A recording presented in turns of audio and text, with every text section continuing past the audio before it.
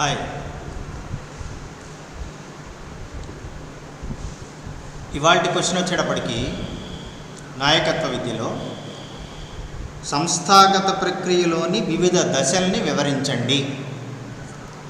సంస్థాగత ప్రక్రియలోని వివిధ దశలను వివరించండి. అంటే వ్యాపారంలో వ్యవస్థీకరణ కోసం మనం ఏం చేయాలి, అంటే వ్యాపార వ్యవస్థీకరణకి మనం ఏమి పాటించాలి, ఏ రూల్స్ పాటించాలి. క్వశ్చన్ చూడండి. దాంట్లో ఫస్ట్ సబ్ హెడింగ్ పని విభజన. ఒక పనిని అనేక రకాల విధాలుగా విభజించవలను. వాటిలో కొన్ని ఉదాహరణకు ఉత్పత్తి, మార్కెటింగ్ మరియు సిబ్బందీకరణ.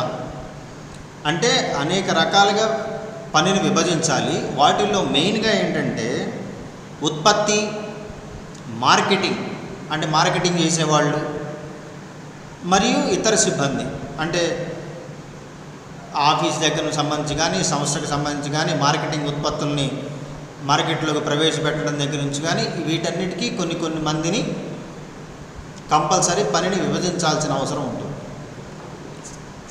ఈ విధంగా విభజించడానికి కారణం వ్యక్తుల నైపుణ్యతను పెంపొందించుట మరియు సంస్థ లక్షణాలను సాధించుట, దానిచే ఉద్యోగంలోని సమర్థతను పెంపొందించుకొనవచ్చును.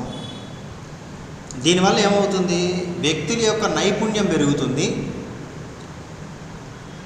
ఉద్యోగంలోని సమర్థతను పెంపొందించుకోవచ్చు. అంటే నీ ఉద్యోగంలో నీ సమర్థత ఏంటి, నీ టాలెంట్ ఏంటి, ఈ టాలెంట్ని నువ్వు నిరూపించుకోవచ్చు. First sub heading. Second sub heading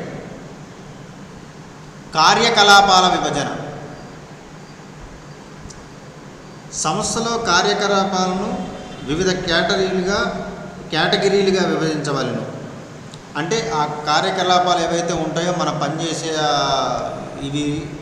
వాటిని ఎలా చేయాలి, కొన్ని కేటగిరీస్ రూపంలో విభజించాలి. పలానా కేటగిరీ వాళ్ళు వీళ్ళు, పలానా కేటగిరీ వాళ్ళు వీళ్ళు. ఒకే రకమైన కార్యకలాపాలన్నింటినీ ఒక సమూహంగా చేర్చవాలి. అంటే ఈ కార్యకలాపాల మొత్తాన్ని చివరికి ఏం చేయాలి, ఒక సమూహంగా ఏర్పాటు చేయాలి. వివిధ శాఖల క్రింద విభజింపబడతాయి. అంటే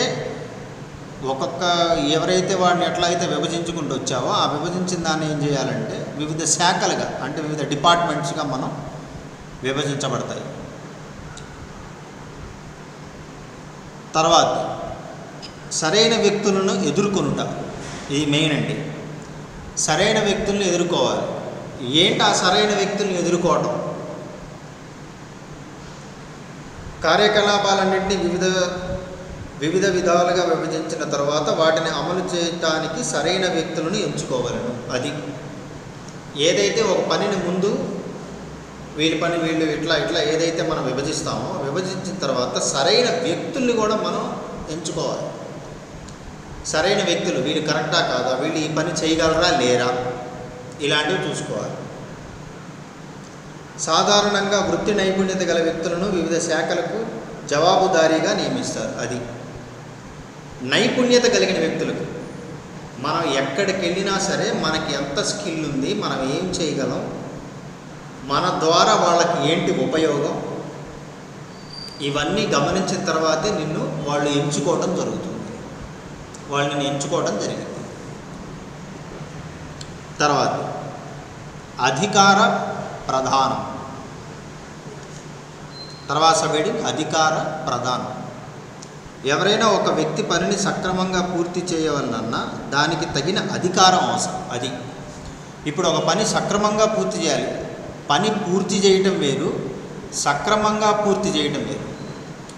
మామూలు పని పూర్తి చేయాలంటే మామూలుగా అధికారం లేకపోయినా నీ పని నువ్వు చేసుకెళ్తే ఆ పని అయిపోతుంది. కానీ సక్రమంగా అంటే పర్ఫెక్ట్గా కనుక అది చెయ్యాలి అంటే నీకు అధికారం కావాలి, ఒక పవర్ ఉండాలి. అంటే ఒక స్థానంలో నువ్వు ఒక అధికారి అయ్యో లేకపోతే ఇట్లాంటి ఏదైనా అయి ఉండాలి. ఒకవేళ అధికార ప్రదానం చేయని ఎడల అది అర్ధరహితం. అది నీ కనుక ఒక అధికారం అనేది లేకపోతే ఆ పని అనేది అర్థవంతంగా ఉండదు. పై స్థాయి అధికారులు కింద స్థాయి అధికారులు అధికార ప్రదానం చేయబడినది. అంటే ఒక సంస్థలో ఎట్లా ఉంటుందంటే పై స్థాయి అధికారులు ఉంటారు, ఆ అధికారుల కింద కింది స్థాయి అధికారులు ఉంటారు, వాళ్ళ కింద అధికారులు ఉంటారు. ఇలా ఒక్కొక్క స్థాయిలో ఒక్కొక్క అధికారం అనేది కనుక ఇవ్వగలిగితే పని అనేది త్వరగా పూర్తవుతుంది. ఆ పూర్తయ్యేది ఎలా అవుతుంది? 100కి 100% పూర్తవుతుంది. ఒక వ్యక్తికి అధికార ప్రదానం చేసినప్పుడు మాత్రమే అప్పగించిన పనికి బాధ్యుడు అగును. అది ఒక అధికారం కనుక నువ్వు ఇవ్వగలిగితే, అలా అధికారం ఇస్తే వాడు ఆ అప్పగించిన పనికి బాధ్యుడు అవుతాడు. అంటే అది చేసినా చెయ్యకపోయినా బాధ్యత వాడు వహిస్తాడు. మనం నిన్న చెప్పుకున్నాం, ఈ కొన్ని అందరినీ కలుపుకొని ఒక కమిటీ వ్యవస్థలో మనం చూసాం. ఆ కమిటీ వ్యవస్థలో ఏంటి, అధికారం అనేది అందరికీ సమానంగానే ఉంటుంది. అప్పుడు అధికారం అంటే ఎవరైతే మెజారిటీ పీపుల్ అనేవాళ్ళు ఏదైనా ఒక పనికి కానీ లేదా ఏదైనా ఒక సమస్యని కానీ కనుక వాళ్ళు చెప్పినట్టయితే ఎక్కువ శాతం ఎవరైతే ఆమోదిస్తారో ఆ ఆమోదించిన దానికే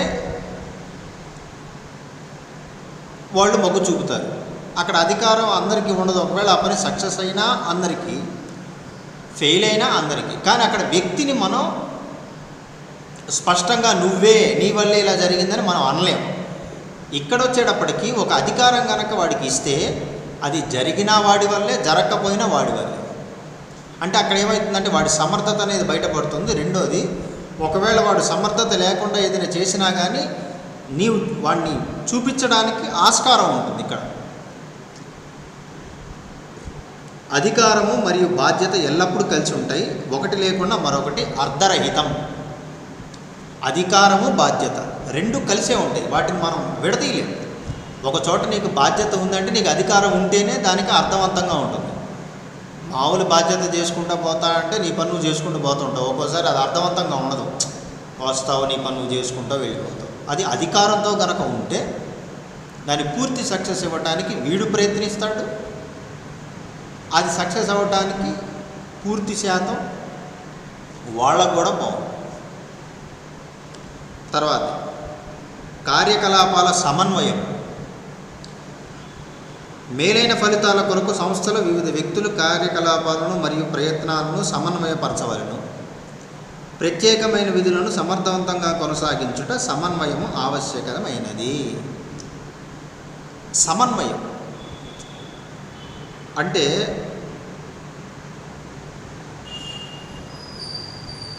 వాడిది సమర్థవంతంగా చేయగలడా లేదా, సమన్వయం అన్నమాట, చూసుకోవటం. అది అలా అధికారంతో గనక ఉంటే వాడు సక్రమంగా చేయగలడు. ఒకవేళ అధికారం లేకపోయినా చేయగలడు, కానీ 100కి 100% రిజల్ట్ అయితే రాదు.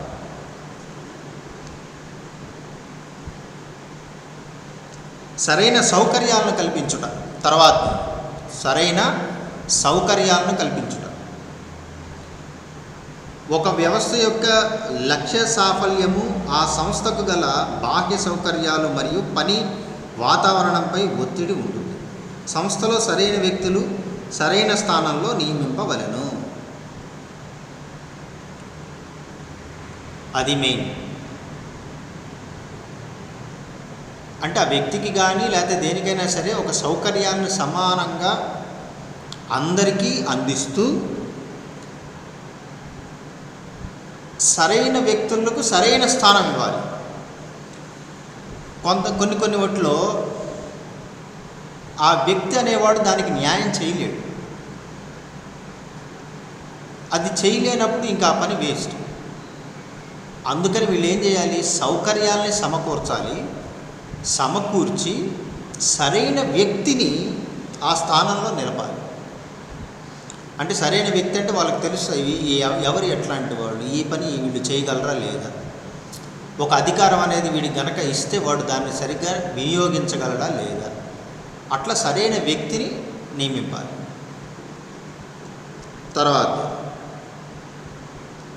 నియంత్రణ కొరకు సంబంధాలు ఏర్పరచుట.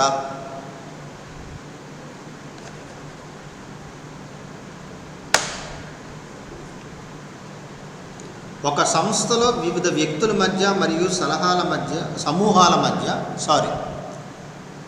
నియంత్రణ కొరకు సరైన సంబంధాలను మెరుగుపరచాలి. అది అంటే వ్యక్తుల మధ్య కానీ ఆ వ్యక్తుల సమూహాలు అంటే ఆ వ్యక్తులు కలిసిన సమూహాల మధ్య కానీ సరైన సంబంధాలు మెరుగుపరచాలి. అంటే కరెక్ట్గా వాళ్ళ మధ్యలో గనక ఈ సంబంధాలు అనేవి బాగుంటే, అంటే అందరూ కలిసి నిర్ణయం తీసుకున్నప్పుడు దాన్ని అందరూ ఏకీగిస్తూ, ఇది బాగాలేదంటే అందరూ ఒకళ్ళు చెప్పిన మాట ఒకళ్ళు వింటూ, ఆ వినిన దాన్ని అందరూ ఒకసారి ఆలోచించి అందరికీ సమానమైన స్థానం కనుక ఇవ్వగలిగితే, దానిచ్చే సంస్థలను వివిధ శాఖల పనితీరును నియంత్రించి సమన్వయపరిచి వాటి సంస్థల యొక్క లక్ష్య సాధన కొరకు దిశానిర్దేశం చేయాలి. అది వీళ్ళ సమూహాలకి వీళ్ళ మధ్యలో మంచి కోఆపరేషన్ కనుక ఉందనుకోండి, ఆటోమేటిక్గా ఆ సంస్థ అనేది లేదు ఆ వ్యాపారం అనేది లేదు ఉద్యోగం అయినా సరే ఏదైనా సరే నువ్వు పూర్తిగా సంస్థకి సంస్థలో పనిచేసే వ్యక్తికి ఇద్దరికి బాగుంటుంది. ఇక లాస్ట్ది నియంత్రణ అమలు చేయుట. వ్యవస్థలో నియంత్రణ వ్యవస్థ ఒక క్రమ పద్ధతిలో నిర్మింపబడి ఉంటుంది. ఒక వ్యవస్థలో నియంత్రణ అనేది ఒక క్రమ పద్ధతిలో, అంటే ఎలా పడితే అలా ఉండదు, దానికంటూ ఒక స్టైల్ ఉంటుంది, అది అలాగే చేయాలి అని కొన్ని రూల్స్ ఉంటాయి. దీని సహాయించే ఏవైనా లోపాలు ఉన్నా వాటిని గమనించి వాటికి గల కారణాలు గుర్తించి వాటిని సరిచేసుకోవచ్చు. ఏదైతే ఒక ఫార్మాట్ని వాళ్ళు తయారు చేసి పెడతారు, దాని ద్వారా మనం ఏం చేయొచ్చంటే వాటి లోపాలు ఏవైతే ఉన్నాయో ఆ లోపాలను మనం గుర్తించవచ్చు. ఆ లోపాలు గుర్తించిన దాన్ని ఏ విధంగా ఆ లోపాన్ని సరిచేసుకోవచ్చు. ఇది వాళ్ళు ఇచ్చినటువంటి ఒక ప్రక్రియలో ఉంటుందన్నమాట. దాని ద్వారా ఇది ఈజీగా సాధ్యపడుతుంది. ఒకసారి చూడండి, సంస్థాగత ప్రక్రియలో వివిధ దశలను వివరించండి అని మన క్వశ్చన్ చూసాం. దాంట్లో ఫస్ట్ సబ్ హెడ్డింగ్ పని విభజన, కార్యకలాపాల విభజన, సరైన వ్యక్తులను ఎంచుకొనుట, అధికార ప్రదానము, సరైన సౌకర్యాలను కల్పించుట, నియంత్రణ కొరకు సంబంధాలను ఏర్పరచుట, నియంత్రణ అమలు చేయుట. ఇవి మెయిన్ సబ్ హెడ్డింగ్స్. ఒకసారి మీరు ఆ బుక్ని రిఫర్ చేసుకుంటే చెప్పింది విని మీకు ఈజీగా క్వశ్చన్ అనేది వచ్చేస్తుంది. తర్వాత అసలు వ్యవస్థకు ఉండాల్సిన సూత్రాలు ఏంటి? ఒక వ్యవస్థకు ఉండాల్సినటువంటి సూత్రాలు, వాళ్ళు పాటించాల్సిన నియమాలు. ఈ తర్వాత క్వశ్చన్, వ్యవస్థ యొక్క సూత్రాలను వివరించండి. వ్యవస్థ యొక్క సూత్రాలను వివరించండి. అసలు వ్యవస్థ అంటే ఏంటి? ఒక వ్యవస్థ విజయపదంలో ఉండాలి అంటే ఏ సూత్రాలు ఆచరించాలి? అంటే ఒక్కొక్కసారి విజయం రావచ్చు, రాకపోవచ్చు. కానీ ఎవరైనా సరే ఒక వ్యవస్థను ఏర్పాటు చేసేది విజయం కోసమే. అది వాళ్ళ ఆశయాలు, వాళ్ళలో ఉన్నటువంటి ఆ ఆశలు, వీటి ద్వారా ఒక వ్యవస్థ కానీ ఒక సంస్థ కానీ ఇట్లాంటివి ఏర్పడుతూ ఉంటాయి. అసలు ఏ వ్యవస్థకైనా సరే ఉండాల్సినటువంటి సూత్రాలు ఏంటి? సూత్రాలు అంటే ఒక వ్యవస్థ అనేది సక్సెస్ఫుల్గా నడవాలి అంటే వాటికి పాటించాల్సినటువంటి రూల్స్ ఏంటి? ఫస్ట్ సబ్ హెడ్డింగ్ కార్యక్రమాల విభజన.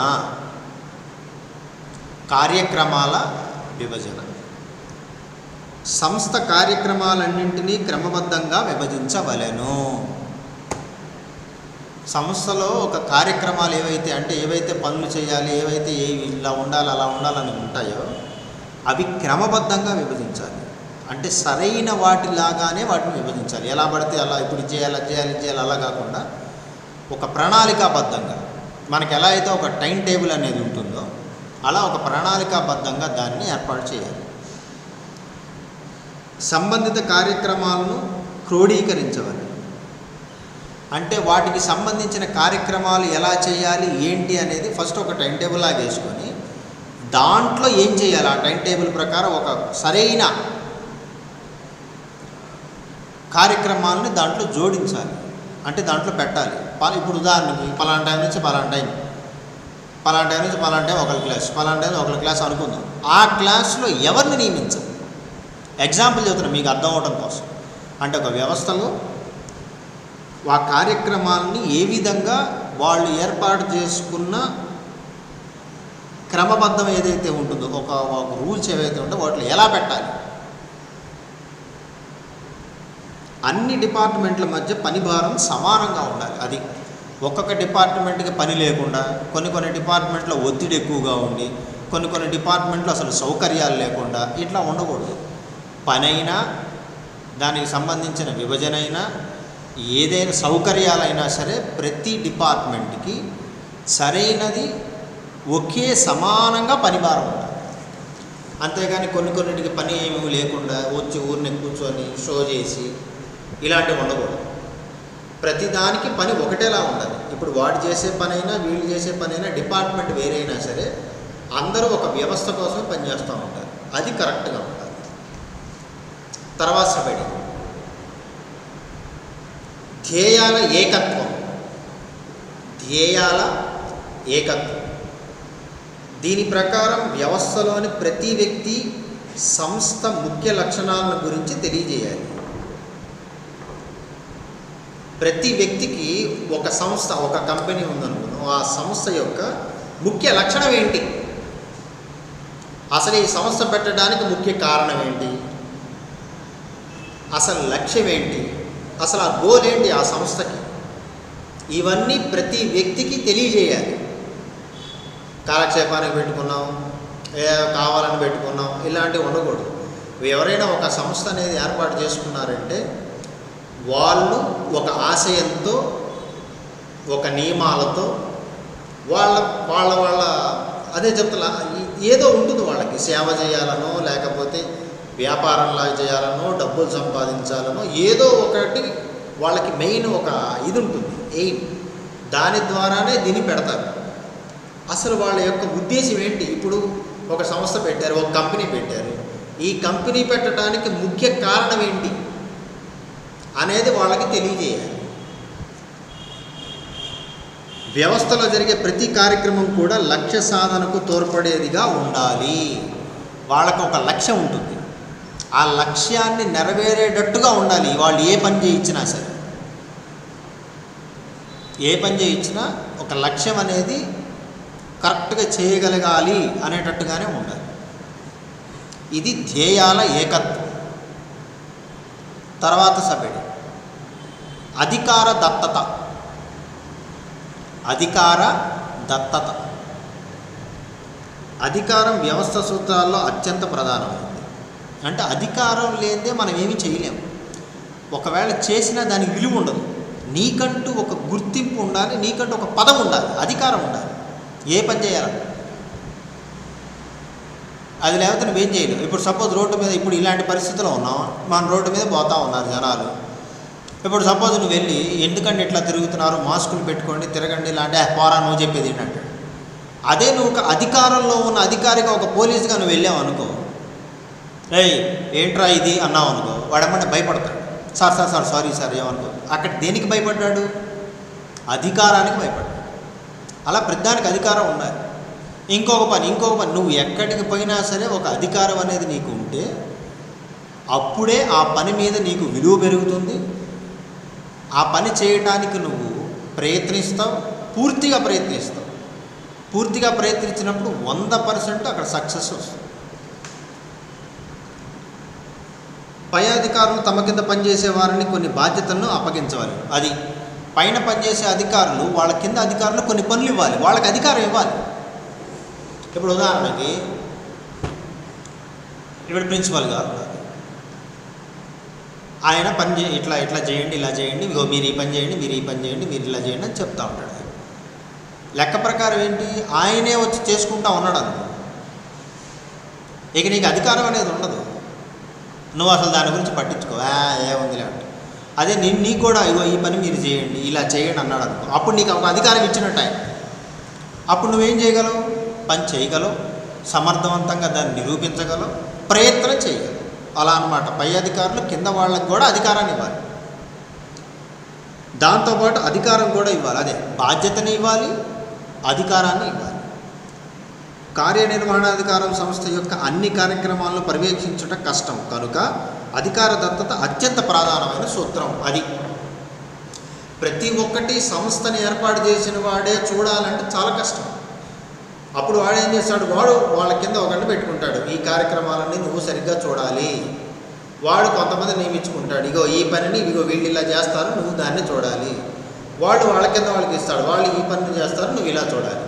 అలా కనుక ప్రతి ఒక్కరికి ఒక అధికారం అంటూ ఇస్తా పోతే అక్కడ ఆల్రెడీ సక్సెస్ అనేది ఆటోమేటిక్గా వచ్చేస్తుంది.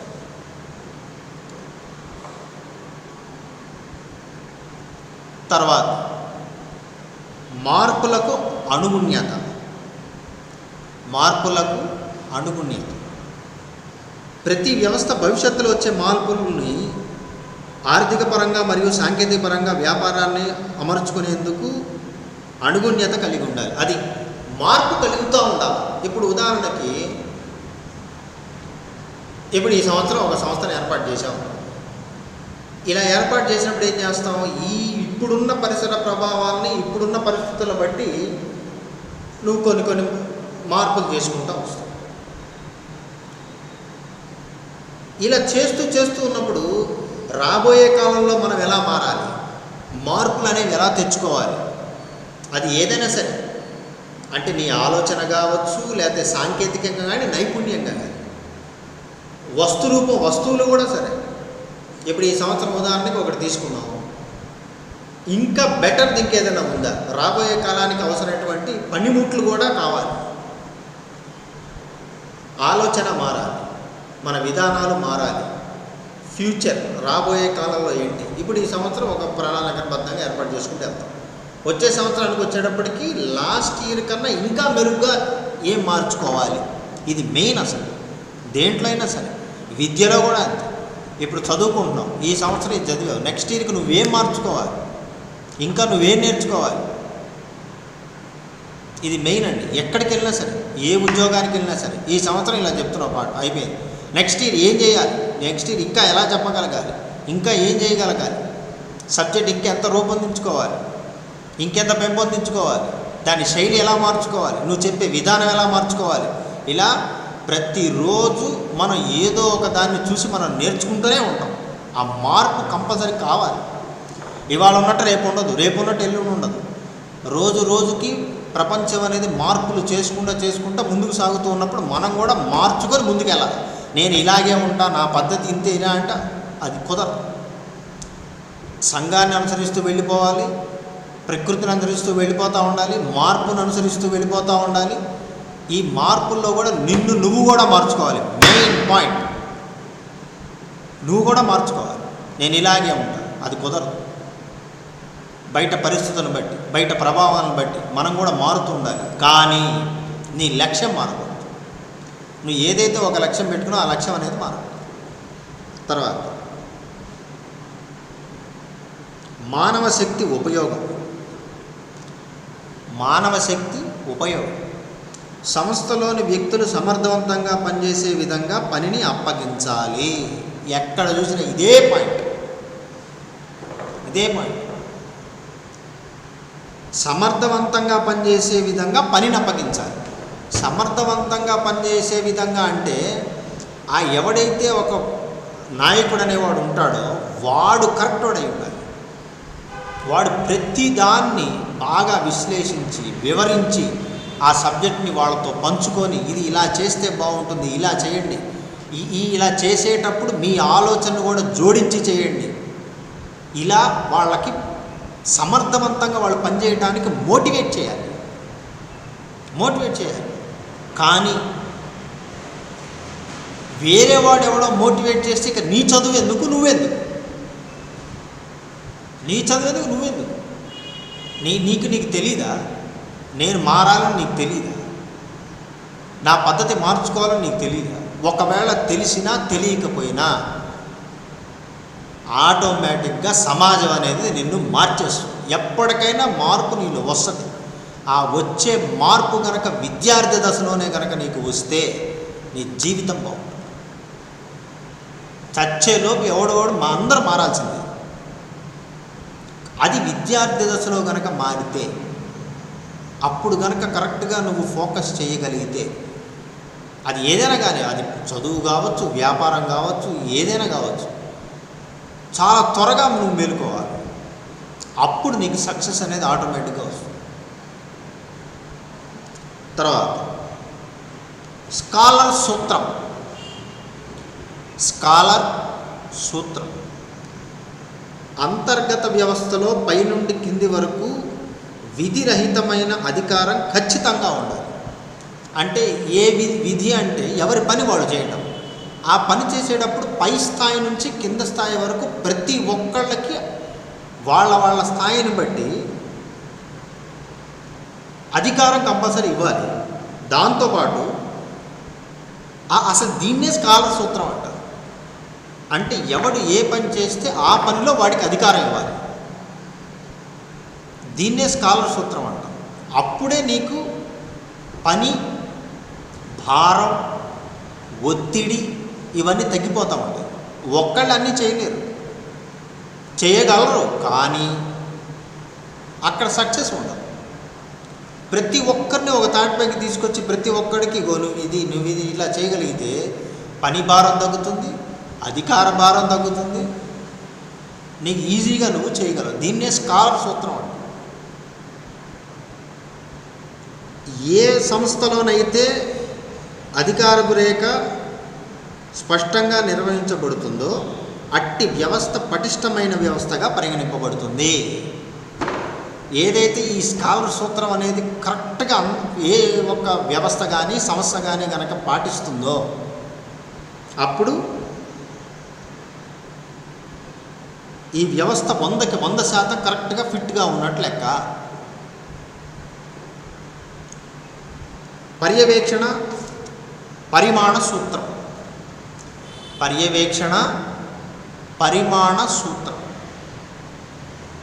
కార్యనిర్వాహకుడు ఎంతమంది సిబ్బంది పనిని సమర్థవంతంగా,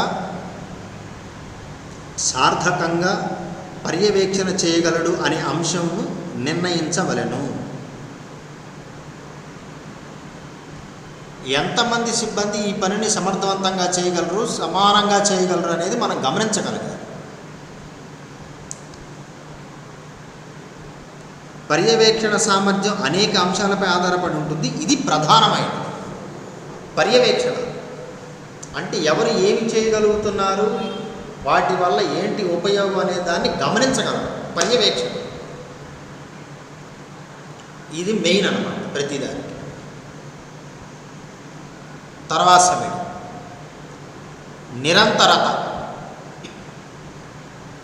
నిరంతరత. సంస్థ అవిచ్ఛిన్నంగా కొనసాగేటట్లు వ్యవస్థీకరణ ఏర్పాటు చేయాలి. నిర్వహణ అధికారులు సరైన శిక్షణ అందజేయాలి. అది ఎవరైతే ఈ ఒక పనిని నిర్వహిస్తూ ఉంటారో వాళ్ళు వాడి తోటి వాళ్ళతో పనిచేసే వాళ్ళకి శిక్షణ అనేది కరెక్ట్గా ఇవ్వాలి. ఇప్పుడు ఉదాహరణకు ఒక సాఫ్ట్వేర్ కంపెనీలో ఉద్యోగానికి పోయావు. ఆ కంపెనీలో ముందు జరగా నీకు ఉద్యోగం ఇవ్వరు, నీకు ట్రైనింగ్ ఉంది. ఆ ట్రైనింగ్ ఇచ్చేటప్పుడు కనుక ఆ నిర్వాహకుడు కనుక కరెక్ట్గా నీకు ట్రైనింగ్ ఇవ్వగలిగితే నువ్వు ఆ పని నువ్వు సక్రమంగా చేయగలవు. ఏమైనా ఇప్పుడు బ్యాంక్ ఉద్యోగాలు వచ్చినాయి, వాళ్ళకి అమ్మంటే బ్యాంకులో తీసుకెళ్ళి కూర్చోబెట్టి నువ్వు క్లర్క్వి, క్యాషియర్ అని చెప్పి ఎవరు కంపల్సరీ ఒక చోటికి తీసుకెళ్ళి వాళ్ళకి ఒక 20 రోజులు 30 రోజులు ట్రైనింగ్ ఇస్తారు. ఆ ట్రైనింగ్ కనుక నువ్వు సక్రమంగా ఇవ్వగలిగితే, వాడు ఇవ్వగలగటం కాదు, నువ్వు సక్రమంగా తీసుకోవాలి. అది కూడా నువ్వు సక్రమంగా తీసుకోగలిగితే నీ పని నువ్వు 100కి 100% కరెక్ట్గా చేయగలవు. మీరు బ్యాంకుకి వెళ్ళి చూడండి, ఒక్కోసారి వాడికి రాదు, వాడికి ఏమీ తెలియదు, కానీ వాడు ఉద్యోగస్తుడు, బ్యాంక్ ఉద్యోగస్తుడు. ఆ కీప్యాడ్ ఇట్లా పెట్టుకొని ఇప్పుడు ఏదైనా వెళ్ళంగానే సార్ కొంచెం చూడండి, ఇది దీంట్లో ఇంత అమౌంట్ ఉంది, మాకు రావాల్సింది, ఇది ఎంత ఉందో కొంచెం చెప్పండి అంటే వాడు ఆలోచిస్తాడు. ఇట్లా పెట్టుకొని ఇలా కూర్చొని కీబోర్డ్ ఇలా ఆ కంప్యూటర్లో చూస్తే ఇలా కూర్చుంటాడు కీబోర్డ్ని పెట్టుకొని. వాడు ఏం చేస్తాడో వాడికే తెలియదు. ఇలా పెట్టి కూర్చుంటాడు ఇలా. సార్ ఏంటంటే చూస్తున్నానండి, ఆగండి. ఏం చూస్తాడో వాడికే తెలియదు. ఒకటి తెలియదు, పక్కన అడుగుతుంటాడు, సార్ ఇది ఎలా చేయాలి సార్, ఇప్పుడు వీళ్ళు ఇట్లా అడుగుతున్నాడు, దీన్ని ఎలా చేయాలి, పక్క పోయి అడిగొస్తుంటాడు వేరే వాడు. నువ్వు సక్రమంగా దాన్ని నేర్చుకోవచ్చు కదా శిక్షణ ఇచ్చినప్పుడు. ఎన్నోసార్లు చూశారు బ్యాంకులో వాడు ఇలా కూర్చొని ఇలా కొడతా ఉంటారు. ఏం కొడుతున్నాడో వాడికి తెలియదు. ఒకవేళ వాడికి సరిగ్గా రాలేదంటే ఈ అమ్మాయిని ఏం చెబుతాడంటే, సిస్టమ్ ప్రాబ్లం ఉందండి, సర్వర్ డౌన్లో ఉందండి, తర్వాత చూసుకుందామండి. సరైన శిక్షణ వాడికి లేదు. వాడు సరైన శిక్షణ అనేది వీడు సరిగ్గా ఫాలో అవ్వాలి. అది శిక్షణ అనేది కరెక్ట్గా ఇవ్వాలి, పర్యవేక్షణ చేయాలి.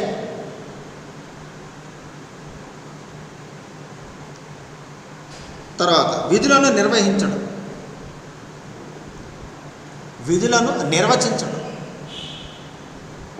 ఈ సంస్థల విధులు అధికారులను స్పష్టంగా నిర్దిష్టంగాను నిర్వహించవాలి. విధుల్ని కానీ వాళ్ళు చేసే విధానాలను కానీ స్పష్టంగా నిర్దిష్టంగా నిర్వహించాలి. ఇది చెయ్యాల్సిందే, ఇది చెయ్యాలి స్పష్టంగా.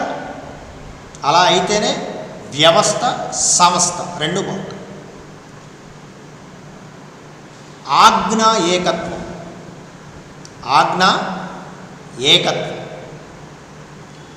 ఈ సూత్రం ప్రకారం ప్రతి వ్యవస్థలో కింది అధికారులను జారీ చేసేందుకు ఒక ఉన్నతాధికారి ఉండాలి. అది ఒక అధికారం ఎవరికైనా ఇవ్వాలన్నా ఆ అధికారం ఇచ్చి ఆ అధికారం కింద ఇంకొంతమందిని నియమించాలన్నా సరే ఏం చేయాలి? ఒక ఉన్నతాధికారి అనేవాడు ఉండాలి. వాడు అధికారం ద్వారా ఇంకొక అధికారిని నియమిస్తాడు. వాడి అధికారంతో ఇంకొంతమంది అధికారులను నియమిస్తాడు. వాళ్ళు అట్లా చివరికి పైనుంచి కింది స్థాయి వరకు అందరికీ సమానమైనటువంటి పని ఇవన్నీ కరెక్ట్గా నువ్వు చేయగలవు ఇలా కనుక ఉంటాయి.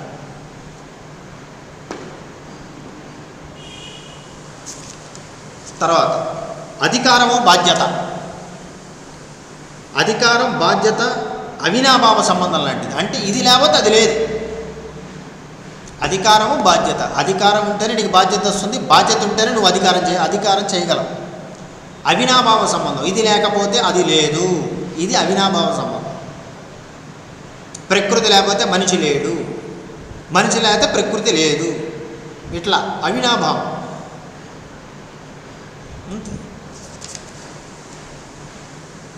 తర్వాత నాయకత్వం. ఇది ప్రతి దాంట్లో ప్రతి ఒక్కరికి ఉండాల్సింది. ఏంటి ఆ నాయకత్వం? వ్యవస్థ నిర్మాణము నాయకత్వాన్ని ప్రోత్సహించేటట్లుగా ఉండవలెను. ఒక వ్యవస్థ కానీ సంస్థ కానీ నాయకత్వాన్ని ప్రోత్సహించాలి. ఒక్క నాయకుడు అవ్వాలి అంటే మనం ఫస్ట్లో చెప్పాం ఇంట్రడక్షన్ పార్ట్లో, ఈ రూల్స్ పాటించాలి అని. అది అందరూ నాయకులు అవ్వలేరు. నాయకులు అంటే రాజకీయ నాయకులు కాదు నేను చెప్పేది. ఒక పనిని లేదు ఒక ఆలోచనని ఆలోచించగలగటం, దాన్ని సమర్థవంతంగా ఊహించగలగటం, దాన్ని సక్రమైన పద్ధతిలో పెట్టగలగటం, ఆ పెట్టిన దాన్ని తోటి వారితో పంచుకోవటం, వీడికున్న విద్యని వాళ్ళకి అందించటం, పనికి వెనకాల ఉండి నడిపించగలిగే శక్తి ఉండటం, ప్రోత్సహించటం, అభిమానించటం, ఎన్నో లక్షణాలు కలిస్తే కానీ వాడు ఒక నాయకుడు అవ్వడం. అలాంటి నాయకులు మనకు లేరు.